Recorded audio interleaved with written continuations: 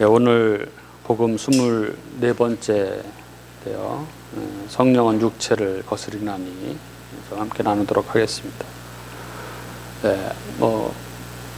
얼마 되지 않은 이야기인데 지나간 해죠. 지난해 10월에 경기도 남양주에 있는 수진사의 방화 사건이 있었습니다. 범인은 개신교인인 여성 A씨 였죠.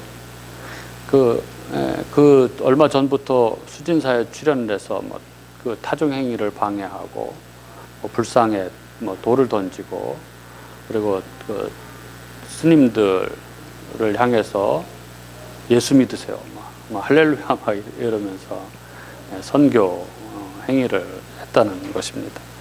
그래서 방송에도 나오고 저리 불에 타는 바람에 그래서 또 불교 측에서 정식으로 기독교 측에 항의 성명을 발표하고 했는데요. 사실 이러한 일들은 잊을만 하면 벌어지는 그러한 일이기도 하죠. 아주 유명한 사건이 있었죠. 2010년도에 봉은사 사건, 봉은사 땅밟기 사건인데 참가자들이 봉은사 곳곳에 이렇게 다니면서 모여서 기도하고 그러면서 이렇게 인터뷰하는 게 나오죠. 이 땅은 파괴될 것이다. 이 봉은사는 파괴될 것이다.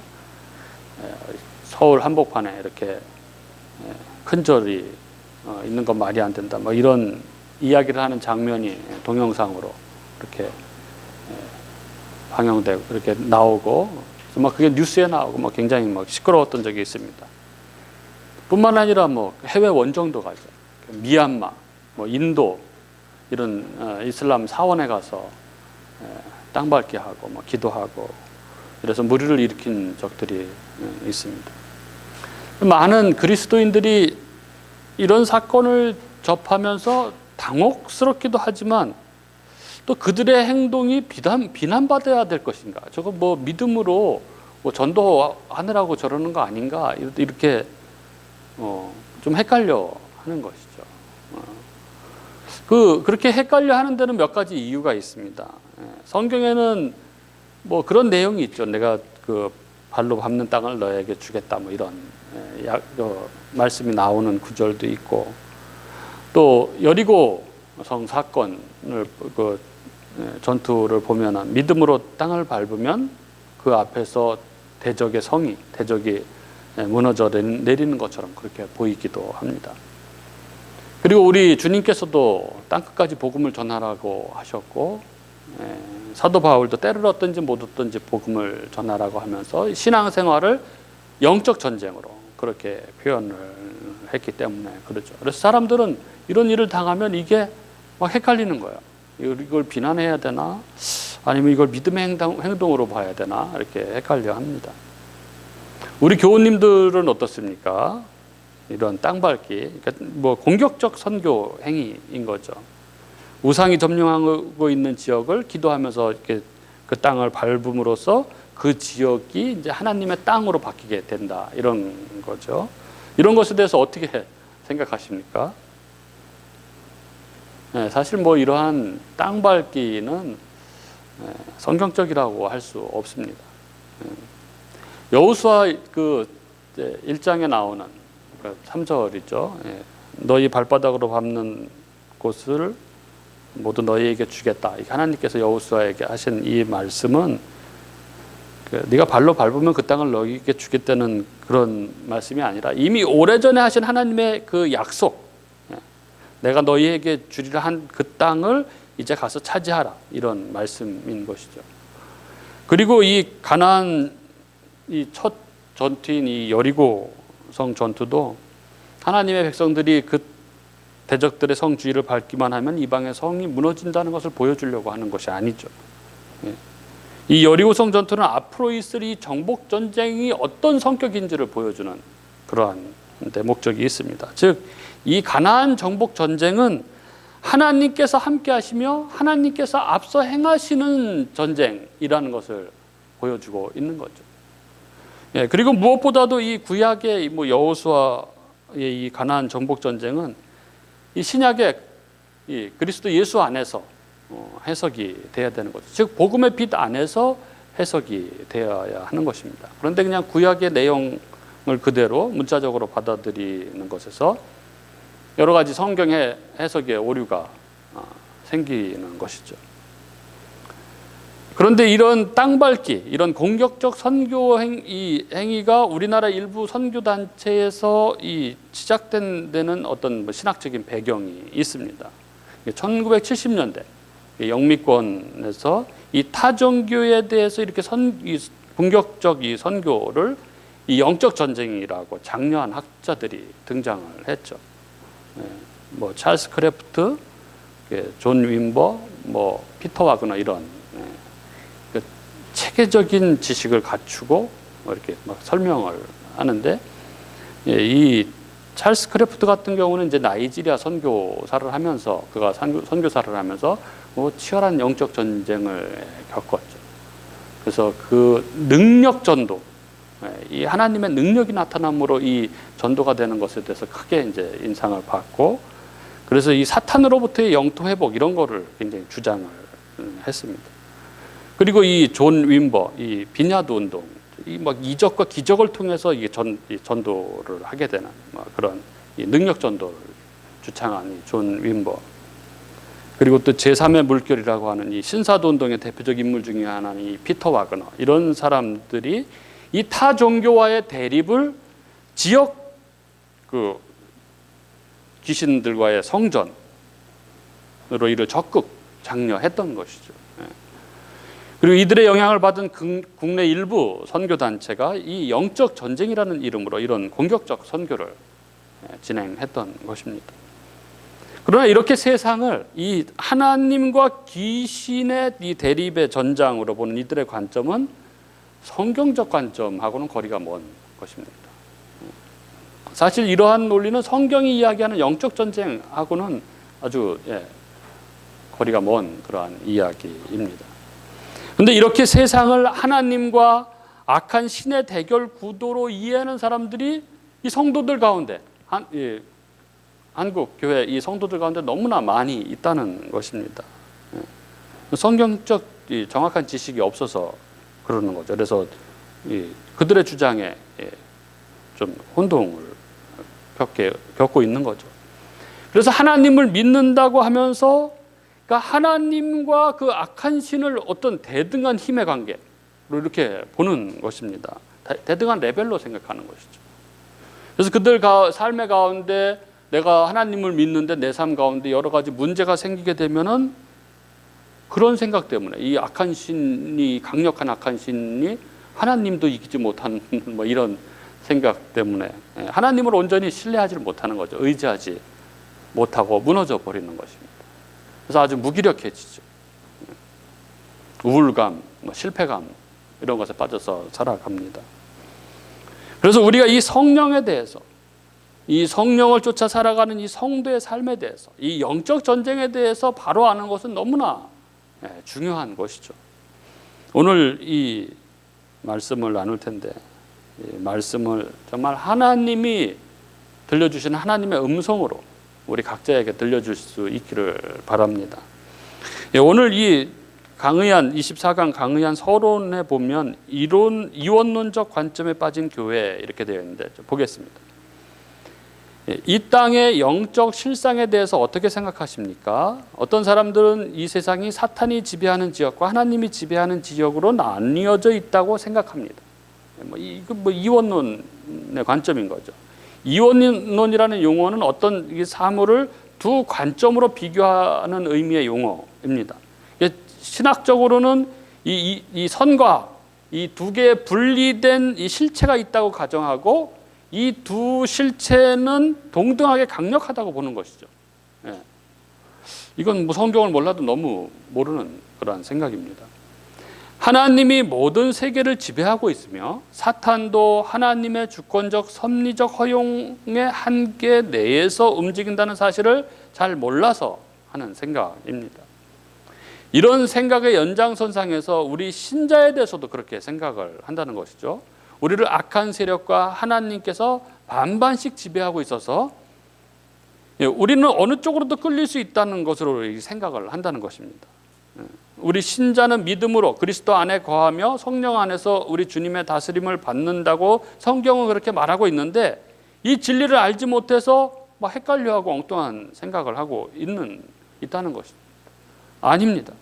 우리 신자는 성령께서 내주하심을 이 만왕의 왕으로서의 만물을 그 발 아래 두시고 다스리시는 우리 예수 그리스도의 통치를 받고 있기 때문에 어느 누구도, 그 어떤 세력도 우리를 마음대로 좌지우지할 수 없습니다. 예수 그리스도는 이 십자가에서 이미 승리하셨고 사탄의 세력은 결정적으로 패하여 예수님 앞에 무릎 꿇었기 때문에 그런 것이죠. 마귀와 하나님이 뭐 대등한 그런 관계가 아닙니다. 피조물, 마귀는 하나님이 만든 피조물이에요. 그래서 루터가 그런 얘기를 했죠. 마귀도 하나님의 마귀다. 그런 거죠. 이 신자인 삶에 벌어지는 여러 가지 일들을 우리는 이 악한 영과 하나님이 막 싸워서 뭐 어떻게 이런 관계로 보면 안 되고, 하나님의 섭리 안에서 생각을 해야 하는 것이죠. 오늘 바로 그 문제를 다룹니다. 이 칭의와 구원 파트 지금 하고 있는데 7번째입니다. 의인은 성령의 인도하심을 받아 거룩의 삶을 살아가는 자라는 것입니다. 오늘 본문을 한번 보도록 하겠습니다. 오늘 본문이 갈라디아서 5장 16절부터 24절인데, 오늘 본문이 이 신자의 영적 싸움의 핵심을 아주 잘 보여주고 있는 그러한 본문입니다. 16절에 보면 이렇습니다. 내가 이르노니 너희는 성령을 따라 행하라. 그리하면 육체의 욕심을 이루지 아니하리라. 성령을 따라 행하라. 성령을 따라 행하면 육체의 욕심, 뭐 이 욕망, 물질적인 욕망, 뭐 성적인 욕망, 또 재물을 탐내는 마음, 이런 거를 다 이겨낼 수 있다. 그러니 성령을 따라 행하라. 이렇게 말씀하고 있는 거죠. 육체의 소욕, 그러니까 육체가 하고자 하는 바, 육체의 소욕은 성령을 거스르고 성령은 육체를 거스르나니 이 둘이 서로 대적함으로 너희가 원하는 것을 하지 못하게 하려 함이니라. 그러니까 이 구절들을 사람들이 굉장히 오해를 해요. 육체의 소욕은 성령을 거스르고 성령은 육체를 거스러서 서로 대적한다 그러니까 이 두 개의 이 세력이 막 서로 대등하게 막 이렇게 싸운다고 생각을 하는 거예요. 그렇지가 않습니다. 이 말의 요지는 비록 거듭난 성도라고 할지라도 이 성령의 소욕과 육체의 소욕 가운데 처절한 영적 전쟁을 치러야 하는 상태라는 것을 말해 주는 거죠. 그러나 16절에서 말씀하고 있는 것처럼 성도는 이러지도 저러지도 못하는 그런 무능력한 존재가 아니라는 거예요. 성령을 따라 행함으로 육체의 욕심을 이길 수 있는 존재다 라는 의미인 것입니다.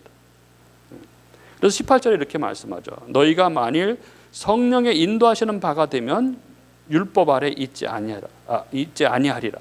성령의 인도하심을 따르는 자는 율법 아래, 죄 아래, 저주 아래, 즉 영적 무능력 상태에 있지 않게 된다, 이렇게 말씀하고 있는 거죠. 그래서 이 16절부터 18절은 이 성도에게 있어서도 치열한 영적 전쟁이 있는데, 이때 성도는 성령을 따라 행해야 한다. 그리하면 육체의 소욕을 이길 수 있다, 이렇게 말씀하고 있는 것입니다. 그러면서 19절부터 23절은 이 육체의 소욕과 성령의 열매에 대해서 자세하게 설명을 합니다. 먼저 19절부터 21절은 육체의 소욕이 어떤 것들인지를 나열하고 있죠. 19절에 육체의 일은 분명하다, 이렇게 얘기하죠. 곧 음행, 그 음란한 행위죠. 그리고 더러운 것, 뭐 육체적 불결 뿐만 아니라 마음의 이 도덕적 불순, 이런 것들을 의미하는 거죠. 또 호색, 이 여색을 좋아하는 것입니다. 그리고 또 20절에 우상숭배, 거짓신을 예배하는 것이죠. 그리고 주술적 행위, 그 원수 맺는 것, 그리고 분쟁, 시기, 분내는 것, 당짓는 것, 이게 패를 나누는 거죠. 그리고 이단에 참여하는 것, 그리고 또 21절에 투기, 이게 노름하고 하는 것, 그리고 술 취함, 방탕함과 또 그와 같은 것들, 뭐 이런 비슷한 유들이죠. 이게 육체의 일, 이게 육체의 일은 이렇게 분명하다는 거예요. 그러면서 내가 전에 너희에게 경계한 것 같이 이런 일들을 하는 자들은 하나님의 나라를 유업으로 받지 못할 것이다. 이런 일을 하는 자들은 천국에 들어가지 못한다. 한마디로 성도가 아니다, 이렇게 말씀하고 있는 것이죠. 그리고 22절, 오직 그러나 성령의 열매는 사랑과 희락, 기쁨이죠. 구원받은 자의 거룩한 기쁨. 그리고 화평, 예수 그리스도로 말미암는 하나님과의 화평, 평화입니다. 그리고 오래 참, 자비, 양선, 양선은 선한 성품과 행동을 말하는 것이죠. 그리고 충성, 하나님에 대한 확신과 신앙입니다. 그리고 온유, 온유는 뭐 강한 자의 부드러움입니다. 뭐 힘이 없어서 어쩔 수 없이 뭐 이게 아니라 강한 자의 부드러움이죠. 그리고 절제, 스스로 금하는 것입니다. 이와 같은 것을 금지할 법이 없느니라. 이러한 성령의 열매를 대항할 것이 없다. 이런 성령의 열매를 거슬려서 열매 맺지 못하도록 할 것이 없다. 이렇게 말씀하고 있는 거죠. 그러면서 24절에 그리스도 예수의 사람들은 육체와 함께 그 정욕과 탐심을 십자가에 못 박았느니라. 이렇게 말씀합니다. 그렇게 성령을 따라 행하면 우리 안에 계신 성령께서 이것들을, 이 육체의 소욕을 이기며 성령의 열매를 맺게 해주시는 그런 존재다 우리가, 이런 말씀인 것이죠. 오늘 본문은 의인, 예수 그리스도를 믿음으로 의롭다함을 얻은 이 의인은 육체와 그 정욕과 탐심을 십자가에 못 박고 성령으로 살아가는 사람들이다. 그러니 성령을 따라 행하라, 성령으로 살아라, 이렇게 말씀하고 있는 본문입니다. 믿음으로 의롭다함을 얻은 이 의인은 성령님께서 인도하십니다. 오늘 본문 18절이 말씀하고 있듯이 너희가 만일 성령의 인도하시는 바가 되면 율법 아래에 있지 아니하리라. 믿음으로 의롭다함을 얻은 신자는 이 성령의 인도하심, 이 성령으로 말미암아 이제 율법 아래가 아니라 은혜 아래 이제 살아가게 되는 자들이라는 것이죠. 복음을 믿어서 의롭다 하심을 얻을 때 하나님은 이 성령으로 인치시죠. 인치신다는 것, 도장을 꽉 찍는다는 것이죠. 하나님의 소유로 삼으신다는 의미입니다. 그러니까 의인은 성령으로 인침을 받은 자입니다. 그리고 성령은 영원히 함께 하시죠. 그 인친 성령, 이 성령의 사람, 이 의인과 영원히 함께 하십니다. 그 안에 내주하시죠. 그 안에. 뭐 좀 기분 나쁘면 떠나시고, 뭐 하는 짓이 좀 이상하면 뭐 떠나시고, 뭐 그렇게 하지 않으신다는 거죠. 한번 오시면은 영원히 떠나지 않고 거하십니다. 그래서 요한복음 14장 16절에 내가 아버지께 구하겠으니 그가 또 다른 보혜사를 너희에게 주사 영원토록 너희와 함께 있게 하리니, 이렇게 말씀하고 있는 것입니다. 근데 사람들은 막 힘들고 막 영적 싸움 가운데 있을 때 막 이제 하나님을 찾는 거예요. 주여 어디 계십니까? 내 안에 계십니다. 내 안에 계십니다. 바로 내 안에 있는데 그렇게 찾는 거예요. 그 성령, 우리에게 오셔서 영원히 거하시는 그 성령은 의인에게 오셔서 새 마음, 새 본성, 거룩한 본성이죠. 이 새 마음을 창조하십니다. 그러니까 복음은 우리의 죄를 사하시고 새 마음을 창조하셔서 하나님을 섬기도록 하시겠다는 소식이라고 할 수 있습니다. 그래서 예수님을 믿으면 확 변하죠. 확 변합니다. 우리 스스로 뭐 변하려고 해봐도 안 되죠. 그러나 성령님이 오시면 그 성령의 역사로 소음돌이째 바뀌는 것입니다. 복음은 새 언약이죠. 옛 언약은 뭡니까? 옛 언약은 율법을 지킴으로 구원을 얻는 거죠. 그게 아니라 새 언약은 하나님의 신을 우리 안에 넣으셔서 그 하나님의 신으로 율법을 지키게 함으로써 구원을 이루시게 하겠다는 하나님의 은혜의 언약입니다. 에스겔서 36장 27절에 내 영을 너희 속에 두어 너희로 내 율례를 행하게 하리니 너희가 내 율례를 지켜 행할지라, 이렇게 말씀하고 있는 것이죠. 이렇게 하나님의 신 성령이 내 안에 오심으로 새롭게 창조된 마음, 그 새 본성을 가리켜 속사람이라고 그렇게 부르는 것입니다. 그래서 고린도후서 4장 16절에 보면 그러므로 우리가 낙심하지 아니하노니 우리의 겉사람은 낡아지나 우리의 속사람은 날로 새로워지는도다.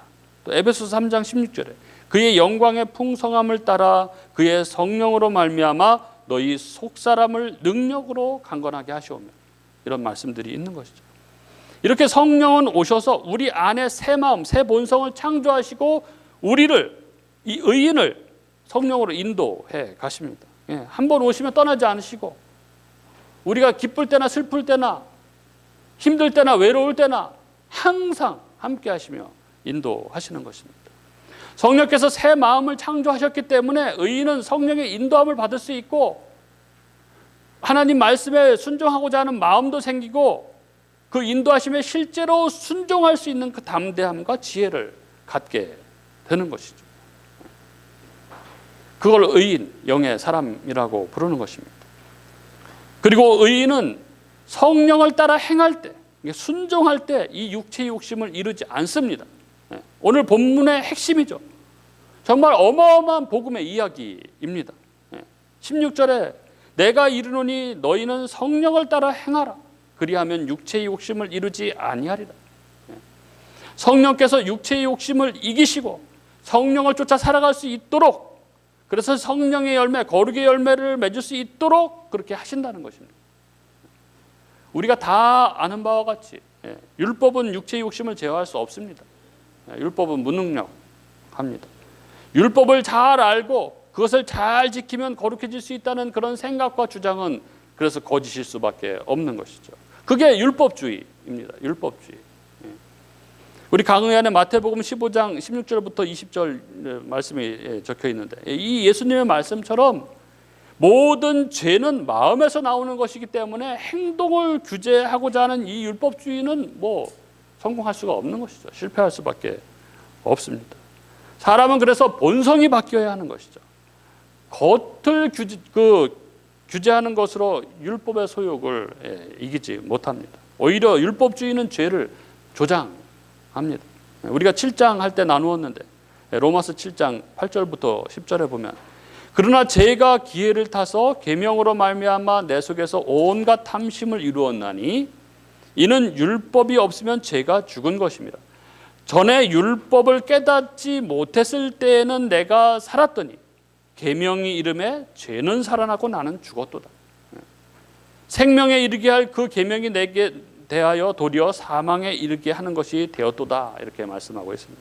율법은 오히려 죄를 조장합니다. 그래서 율법주의는 이 행위로 판단하기 때문에 이 거짓된 거룩을 조장하죠. 외식하게 만들죠. 그리고 서로 판단을 하게 하죠. 이게 정죄하게 합니다. 그리고 낙심하거나 교만한 삶을 살게 하고 결국 자기의 영광을 위해서 살아가게 합니다. 그러나 오직 성령만이 육체의 영역을 제압하고 거룩으로 인도해 가실 수 있는 것이죠. 그래서 오늘 말씀에 내가 이르노니 너희는 성령을 따라 행하라. 그리하면 육체의 욕심을 이루지 아니하리라. 육체의 소욕은 성령을 거스르고 성령은 육체를 거스르나니 이 둘이 서로 대적함으로 너희가 원하는 것을 하지 못하게 하려 함이니라. 성령은 언제나 육체의 소욕을 거스릅니다. 그러나 이때 중요한 것은 육체의 소욕과 성령이 대등한 관계가 아니라는 것이죠. 성령은 전능하신 그 하나님의 영이십니다. 십자가의 사단의 머리를 깨트리고 승리하신 그리스도의 영이십니다. 그 성령께서 우리 안에 새 마음을 창조하시고 육체를 거스려 이 죄성, 이 육체의 욕심을 이루지 않게 하시는 것입니다. 그래서 이 성령의 인도하심은 무력한 인도하심이 아니라 능력의 인도하심인 것이죠. 따라서 성령을 따라 행하는 자는 육체의 욕심을 이루지 않고 성령의 열매를 맺게 되는 것입니다. 오늘 본문 22절 23절이죠. 오직 성령의 열매는 사랑과 희락과 화평과 오래 참음과 자비와 양선과 충성과 온유와 절제니 이 같은 것을 금지할 법이 없느니라. 이러한 성령의 열매를 대항할 것들이 없다. 이런 성령의 열매를 거슬려서 열매 맺지 못하도록 할 것이 없다. 따라서 의인은 성령의 인도하심을 따라 순종해서 행하면 되는 것입니다. 그럼 어떤 게 성령의 인도하심이냐? 누구는 그 마트에서 우유를 고를 때도 그런 얘기 들어보셨죠? 우유를 똑같은 우유가 이렇게 있는데 요거를 먹을 것인가, 요거를 먹을 것인가, 그것도 고르기 위해서 기도를 한다는 거예요. 그래서 기도해서 가르쳐 주시는 대로 이렇게 먹는다. 이런 얘기를 하시는 분들이 있는데, 물론 이렇게 모든 것을 이게 성령을 의지하고 이렇게 살아가려고 하는 그 마음, 그런 자세는 좋다고 할 수 있지만,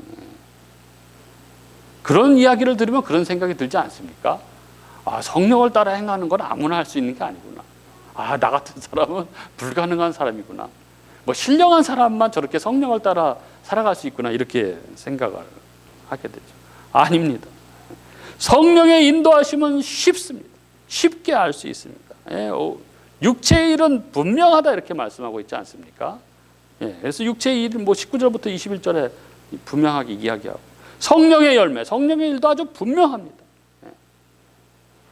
우리 주 예수 그리스도를 사랑하는 자에게 우리 주님은 아주 친근하고 이해하기 쉽게 그렇게 다가오시는 분이십니다. 막 알아듣지도 못하게, 알 수 없게, 웬만해서는 알 수 없게, 특별한 사람만 알 수 있게 이렇게 하시는 분이 아니시죠.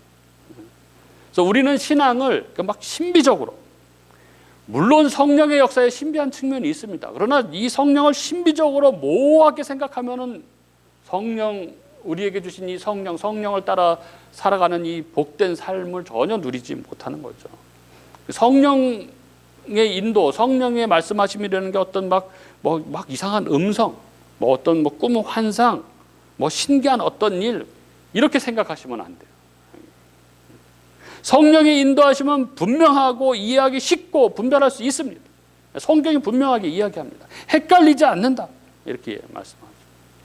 또 성령의 인도하시면 우리 마음속에 소원을 두는 방식으로 또 그렇게 인도하시죠. 빌립보서 2장 12절 13절에 보면, 그러므로 나의 사랑하는 자들아, 너희가 나 있을 때뿐만 아니라 더욱 지금 나 없을 때에도 항상 복종하여 두렵고 떨림으로 너희 구원을 이루라.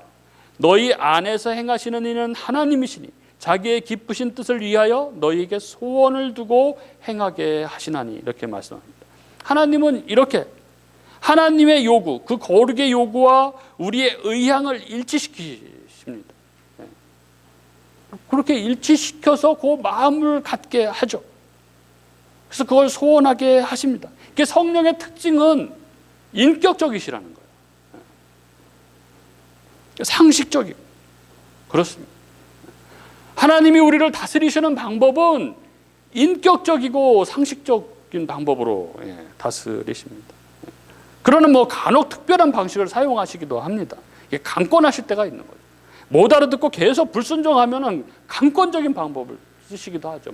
부러뜨리거나 그러니까 강권적인 이런 방법을 원하면 안 돼요. 큰일 납니다. 그런 거 바라지 말아야 합니다. 그러나 대부분은 우리가 잘 알 수 있는 방법으로, 또 우리 마음속에 소원을 두시는 방법으로 그렇게 인격적으로 다가오십니다. 그렇게 순종은 이 성령의 능력의 인도하심을 따르는 것이고 우리 마음의 소원대로 행하는 것이기도 합니다.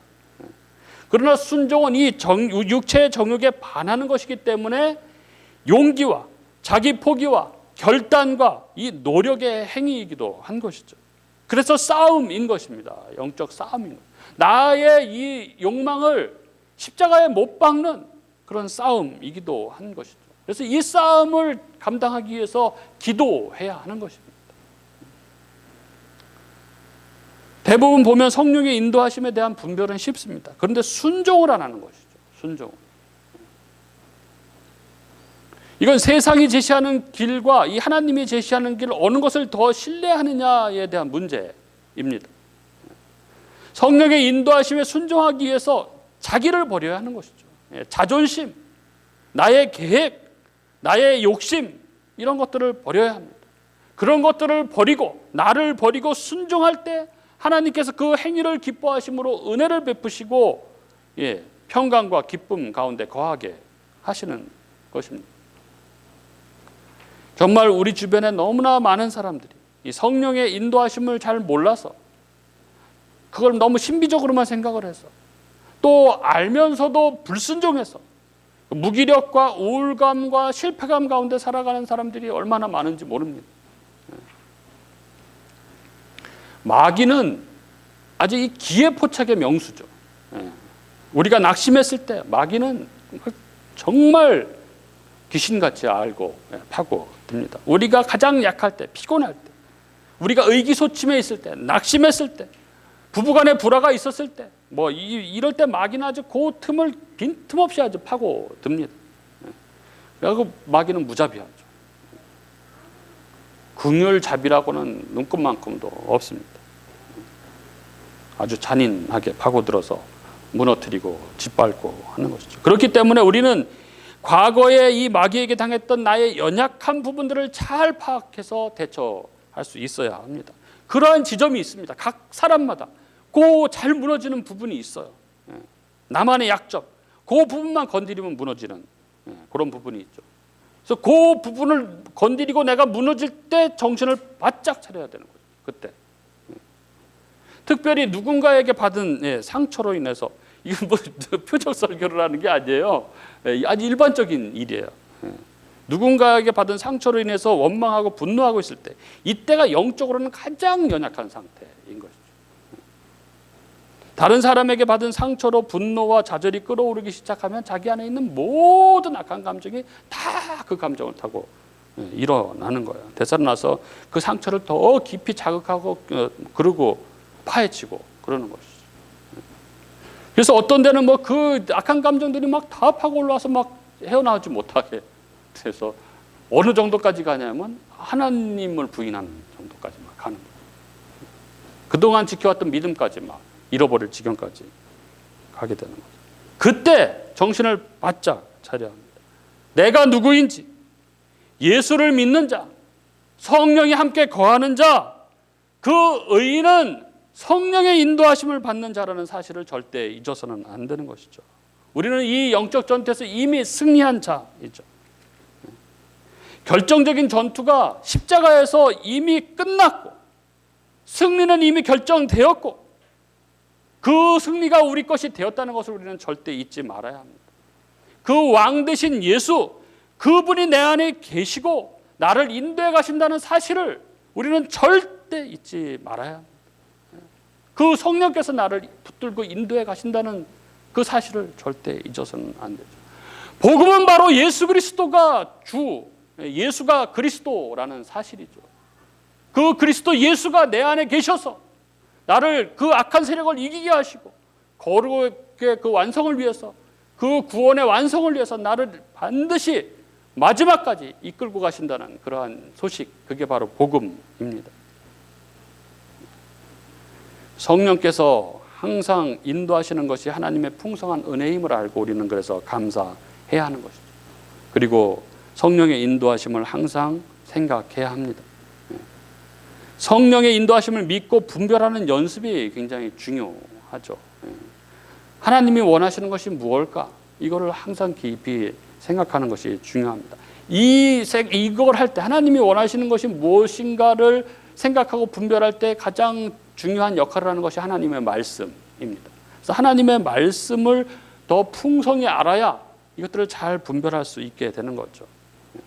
그리고 성경에 구체적으로 나와 있지 않은 그러한 사항들에 대해서는 그 사항을 놓고 기도하는 것입니다. 어떤 게 하나님을 더 기쁘게 하는 것인지, 어떤 쪽을 택하는 것이, 어떤 쪽을 택하여 가는 것이 하나님을 기쁘게 하는 길인지 기도하고, 이게 하나님이 진정 기쁘게 하는 것이라는 것을 믿음이 들어올 때 그 길로 가는 거예요. 그렇게 믿음의 발을 옮기면은 그 옮길 때 하나님께서 그 발을 딱 붙드시고 선한 길로 인도해 가시는 것입니다. 그리고 우리는 무엇보다도 성령의 인도하심에 순종해야 합니다. 불순종은 고난의 시간을 연장할 뿐입니다. 불순종하는 이유가 무엇인지를 분명히 확인하고 그 죄된 자아를 꺾어서 순종의 길로 나아가야 합니다. 그때 생명이, 평강이, 소망이, 은혜가 우리 삶 가운데 충만하게 되는 것이죠. 그런 저와 여러분이 될 수 있기를 주님의 이름으로 간절히 축복합니다.